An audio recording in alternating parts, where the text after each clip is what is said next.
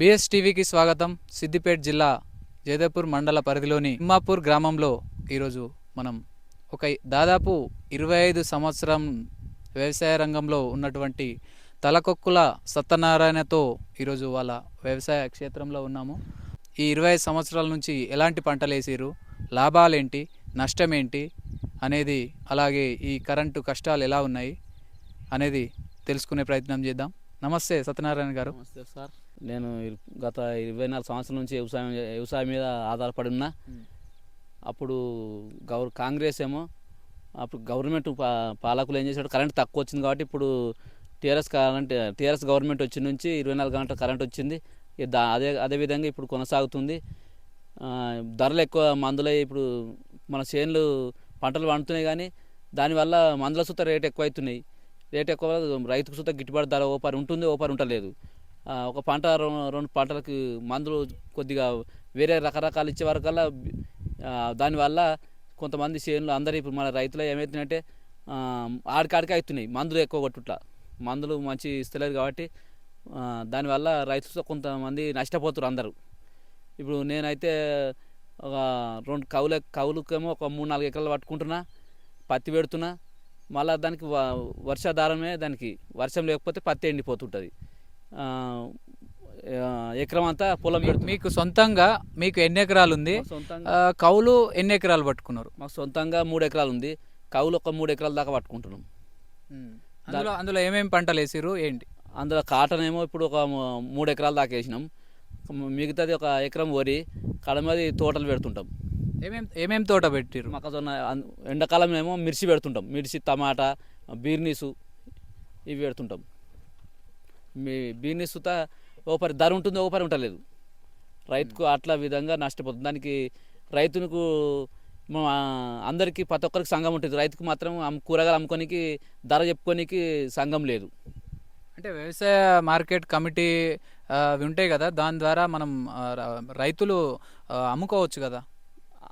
మనం ఇప్పుడు ఒంటిమాడికి మాకు దగ్గర ఒంటిమామిడి ఉంది. ఒంటిమాడికి పోతే వాళ్ళు దళారి వాళ్ళు వాళ్ళే కుమ్మకాయ, వాళ్ళు మాకు తక్కువ రేటు ఇచ్చి వాళ్ళే బాగుపడతారు. అంటే దళారులు అంటే ఎట్లా అసలు మీ దగ్గర వాళ్ళు కొనుక్కొని వాళ్ళు ఎట్లా చేస్తారు ఏంటి అసలు? ఒక కాంట దగ్గర తీసుకుపోతాం. కాంట తీసుకుపోతే వాళ్ళు కమిషన్ కట్ చేసుకొని మా దగ్గర వాళ్ళు తీసుకుంటే ఇప్పుడు మాకు రేటు తక్కువ పోతే మాకు అంటే తక్కువనే. అంటే వాళ్ళు ఇష్టం ఉన్నంత రేటు పెడతారా, లేకపోతే మీరు ఈ రేటుకి ఇస్తామంటే నడుస్తుందా, ఎట్లా? అది అది డిమాండ్ లేదు. వాళ్ళు దళారులు వాళ్ళు కొనే ఆసాంలో వాళ్ళు కొనేటోళ్ళే, వాళ్ళే సాగుకాలరు.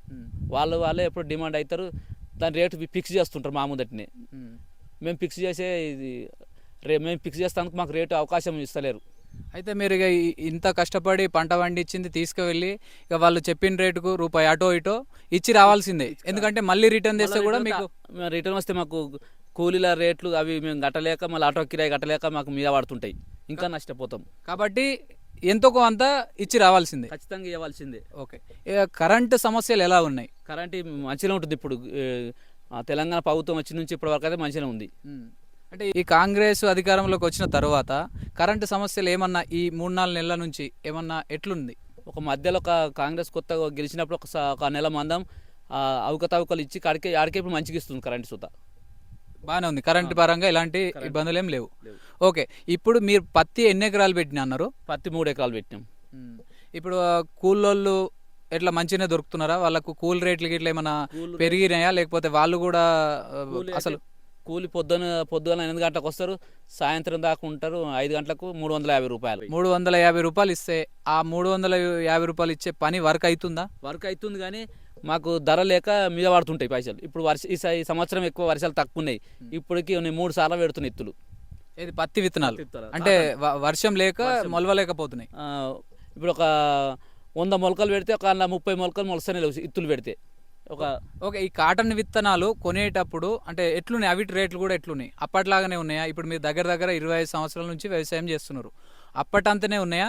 ఇప్పుడు కొంచెం రేట్లు ఏమైనా పెరిగినాయా, లేకపోతే ఈ పిచకారి అంటే తర్వాత ఈ మందులు కొట్టడము ఇవన్నీ ఉంటాయి కదా, అవి ఎట్లున్నాయి? ఇప్పటికేమన్నా మందులు కొట్టిరా మీరు? ఎట్లా రైతులు ఒక 2-3 రకాలను కాటన్ ఇత్తులను ఎన్నుకుంటారు. వీటిని తీసుకునే వరకు అవి రేట్ ఎక్కువ అవుతున్నాయి. ఇప్పుడు యుఎస్ అని పత్తి విత్తనాలు అది మాకు అమ్మే వాళ్ళు ఏం చెప్తారు అంటే 1400 కాడికి ఇస్తారు. అది బయట 850కే అందరూ అదే అడిగే వరకు వాళ్ళు సుత ఏం చేయలేరు. ఒకటే బ్రాండ్ ఏదైతే యుఎస్ అనేది ఒకటే బ్రాండ్ చాలా మంది అడిగే వరకు వాళ్ళు రేట్లు పెంచేస్తున్నారు. అదేవిధంగా సాకేత్ ఇత్తనాలు సుత బ్లాక్లో చేసి అది 2000 కాడికి అమ్ముతున్నారు కావాలన్న వాళ్ళకు. మేము ప్రతి ఒక్కరు ఆ సాకేత్ ఒక్కటి యుఎస్ ఒకటి అడిగే వరకు దాని డిమాండ్ పెరిగిపోయింది. అంటే ఇప్పుడు ఈ మీరు అందరూ ఒకటే విత్తనాలు కోరుకుంటుర్రు అంటే వాటికి కూడా ఒక ఎంఆర్పి ధర అనేది ఉంటుంది. ఒక ప్రభుత్వం నిర్ణయించిన ధరకే వాళ్ళు సేల్ చేస్తారు. వాళ్ళు ఇష్టం ఉన్నట్టుగానే అయితే చేయరు కదా. వాళ్ళు మెల్లె కింద షార్ట్కు అమ్ముకుంటారు. కావాలి ఎవరు అడిగితే షార్ట్కి అమ్ముకుంటారు అంతే, ధర ఎక్కువకు. అంటే ప్యాకెట్లు లేవు అయిపోయినాయి అంటే లేదు మేము కొంచెం ఎంతైనా ఇస్తాం కానీ మీరు కొంచెం చేయండి అని. మనం అది మంచిగా ఉంటుంది కాబట్టి బ్రాండ్ మంచిగా ఉంటుంది. ఇలాంటి చాలా ఇబ్బందులు అంటే ఎలాంటి ఇబ్బందులు ఉండవు. అంత మనమే ఎక్కువ డబ్బులు పెట్టి కొనాల్సిన అవసరం ఏముంది. పోయినసారి మేము యూఎస్ పెట్టినాం, మంచిగా వెళ్ళింది. ఈసారి అదే కావాలని పోతే ఆ రేట్కి ఇస్తలేరు. అంటే యుఎస్ అంటే యుఎస్ ఒకటే పేరా, అందులో మోడల్స్ ఏమన్నా నెంబర్స్ 68 47 ఉంది. ఒకటే 68 48 ఉన్నట్టుంది ఒక సీడ్. అది దాన్ని ఎక్కువ అడుగుతారు అందరూ. అంటే అది లగోడి అంటే దాన్ని మళ్ళీ తర్వాత మంచిగా ఇస్తుందా? ఆ సీడ్ మాత్రం బాగా వెళ్తుంది యూఎస్లో ఒకటే రకం. కాబట్టి అందరు రైతులు ఎక్కువగా అదే విత్తనాలకు మొగ్గు చూపుతారు, ఎక్కువ ఇష్టపడుతురు. తర్వాత కలుపుల పరంగా లేకపోతే చెట్టు ఎదిగే ప్రారంభం అది కొన్ని మందులు కొట్టకుండా పెరిగే అవకాశాలు అట్లుందా, లేకపోతే దాని నుంచి ఎట్లా లాభం ఎట్లా? రైతుకు అది లాగు ఉన్నా లేకున్నా మంచిగా ఏపుగా పెరిగి పెద్దగా పెరిగి కాయలు మంచిగా కాస్తుంది. దాని విధానం అట్లుంది. దగ్గర ఒక 1400 1200 అంటే ఒక ప్యాకెట్ ఎన్ని ఎకరాలకు వస్తుంది? ఒక ఎకరానికి 2 ప్యాకెట్లు పడుతున్నాయి. డబ్బా పత్తి పెడితే గజం పెడితే 2 ప్యాకెట్లు పడుతున్నాయి. సాల్ పత్తి పెడితే 3 ప్యాకెట్లు పడుతున్నాయి. కాబట్టి మీరు ఎన్ని ప్యాకెట్లు తెచ్చారు? మీరు ఎన్ని ఎకరాలలో? నేను ఇప్పుడు 10 ప్యాకెట్లు తెచ్చిన. 10 పెట్లు అయిపోయినాయి. మళ్ళీ వర్షం కింది మీద అయ్యే వరకల్లా మళ్ళీ ఇప్పుడు 3 ప్యాకెట్లు తెచ్చి పెట్టిన. 3 ప్యాకెట్లు తెచ్చిరా? ఇప్పుడు ప్రజెంట్ మీరు వరి ఇట్లా వేసిరా? ఇంకా టైం పడుతుందా? ఇప్పుడు వేస్తాం. అంటే ఇప్పుడు వరి విత్తనాలు ఇప్పుడు పొద్దుకి ఒక నానేస్తుండే 24 గంటలు అయినాక అవి తీసి బయట వేసి దాన్ని 3 రోజులకు వస్తుంది మొలక. 3 రోజులకు వస్తే అది అలుకుడు చేసుకుంటాం. నార్మాడి చేసి అందులో గుల్కలు మసాలా వేసి పెడతాం. సన్నోట్లే ఎక్కువ ఇప్పుడు, ఎందుకంటే మేము ప్రతి ఒక్కరు సన్నోట్లు అంటేనే ఇష్టపడుతున్నారు. ఈ దొడ్డోట్లు పెడితే ఇప్పుడు కొనదాని చూసి చెప్తారు, దానికి బోనస్ సూత రాదని చెప్తారు. కాబట్టి ప్రతి ఒక్కరు సన్నోట్లే పెట్టేందుకు ఇష్టపడుతున్నారు. ఈ వడ్ల సీడ్ ఏదైతే ఇప్పుడు మీరు తెచ్చి మొలకల కోసం తెచ్చారు కదా, అవి ఎట్లున్నాయి రేట్లు? అవి ఏం రేట్లే పెద్దగా ఏం లేవు. అవి వడ్లు మాత్రం మామూలుగానే ఉన్నాయి. అందరు చాలా కంపెనీలు వచ్చినాయి కాబట్టి అవి మామూలుగానే ఉన్నాయి వడ్లు. ఇప్పుడు అది ఏ కంపెనీ తెచ్చారు? అవి ఏంటి? నేను టాటా కంపెనీ వారి పోయిన సంవత్సరం పెట్టిన టాటా కంపెనీ అక్షయ అని. అవి తినటానికి బాగున్నాయి. నేను ఈసారి 5 ప్యాకెట్లు తెచ్చిన. అవే ఎన్ని ఎకరాలలో వేస్తారు? అది ఎకరంన్నరకు 2 ఎకరాల దాకా వస్తాయి. కానీ మనకి ఎకరన్నర ఉంది కాబట్టి ఎకరన్నర మందం ఆడికాడికి అయితే నారు మిరగాలని చెప్పి పోసిన 5 ప్యాకెట్లు. 5 కిలోల బ్యాగ్. అది ఒక్కొక్కటి 600కి ఇచ్చారు. ఈ కూరగాయల పంటలు ఏమన్నా పెడుతున్నారా మీరు? పెడతాం. ఇప్పుడు మొక్కజొన్న అయిపోగానే అది పెడతాం. ఇప్పుడు మిర్చి అడుక్కు బీన్స్ పెడుతుంటాం. బీన్స్ పెడితే బీన్స్ అప్పటికి మగల పెడితే కాస్తుంది మంచిగా, అప్పుడు ధర ఉంటుందని చెప్పి పెడుతున్నాం. వర్షాలు ఎక్కువ కొడితే చెట్లు అవి చనిపోతాయి. వర్షాలు కొట్టకపోతే రైతుకు మంచి ధర వస్తుంది. అంటే ఈ భూములలో కూడా రాగడి భూమి అండ్ శిలక భూమి అంటారు కదా, దానికి దీనికి అసలు తేడా ఏంటి? అంటే రాగడి భూమికి అండ్ శిలకకు. రాగడి ఎప్పటికీ మెత్తగా ఉంటుంది కాబట్టి, ఎందుకంటే అలా వాటర్ ప్రభావం ఎక్కువ ఉంటుండొచ్చు. ఈ మాకు ఎర్రదరకలు, ఈ దుబ్బ పొలాలు ఇవి మంచిగా, ఇవి మాత్రం తోటకు అనుకూలం పరిస్థితి వస్తుంది మా విలేజ్లో. ఇంకా మీ విలేజ్లో దగ్గర చాలామంది వ్యవసాయము అండ్ ఈ కూరగాయల తోటలు బాగా పెడతారు అన్నట్టుగా మేము విన్నాం. ఎట్లుంది వ్యవసాయం ఇక్కడ? జయపూర్ మండలంలో తిమ్మాపూర్లోనే ఎక్కువ కూరగాయలకు మొగ్గు. టమాటా, మొక్కజొన్న, బీన్స్, మిర్చి రకరకాల పంటలు తిమ్మాపూర్లోనే పెడుతుంటారు. తిమ్మాపూర్లోనే. ఇప్పుడు దగ్గర మీ గ్రామంలో ఎక్కువ వరకు కూరగాయల పంటలు పెట్టారా, లేకపోతే ఆకుకూరలు పెట్టారా, లేకపోతే ఈ పత్తి, ఈ వరి నాట్లు పెట్టారా? ఇప్పుడు ఎండాకాలం రాగానే తోటలు పెట్టి అది తీసేసి ఇప్పుడు మళ్ళీ పత్తి కాటన్ పెడుతుంటారు. మళ్ళీ స్వీట్ కార్న్ మొక్కజొన్న, కొత్తగా స్వీట్ కార్న్ పెడుతుంటారు మొక్కజొన్న అందరం. అది తీసేసి బీన్స్ పెడతారు. ఇప్పుడు మళ్ళీ బ్లాక్ మిర్చి అని కొంతమంది పెడుతున్నారు ఆల్రెడీ. ఇక రైతుకు ధర అప్పటికి దాకుతుంది కాబట్టి, ధర ఉంటుంది కాబట్టి బ్లాక్ మిర్చి తీసుకొచ్చి గుంటూరు నుంచి తీసుకొచ్చి పెడుతుంటారు. బ్లాక్ మిర్చి మిర్చికి బాగుంటుందా రేటు? మిర్చి బ్లాక్ మిర్చి ఓకే. అది గుంటూరు నుంచి అది తీసుకొస్తారు రైతులు. సీడ్స్ మొక్కలే తెస్తారా మొక్కలు గుంటూరు నుంచి? గుంటూరు నుంచి చేస్తారు. అంటే ఇక్కడ లోకల్లో నర్సరీ అవి ఉంటాయి ఇక్కడ పోస్తే ఆ బ్లాక్ మిర్చి ఇక్కడ మంచిగా దక్కది, ఇక్కడ పోసిన అది కాయది. ఆ గుంటూరు నుంచి వాళ్ళు మందు ఫస్ట్ మందు కొడితే తెలియదు, కానీ అది తెచ్చి పెడితే ఖచ్చితంగా ఇక్కడ కాస్తుంది, దానికి ధర ఉంటుంది. అంటే అది తెచ్చడం అంటే వాళ్ళ వేరే నర్సరీ వాళ్ళు తెస్తారా, మీరే పోయితే? మేమే అక్కడ నర్సరీ వాళ్ళకి ఫోన్ చేసి కాలర్ తీసుకొచ్చి పెడుతుంటారు, అన్ని దుక్కి రెడీ చేసి పైపులు అన్ని. మీరు పెట్టిరు అసలు ఇంత? నేను పెట్టలే, నాతో ఉండే కొంతమంది రైతులు అందరూ పెట్టిరు.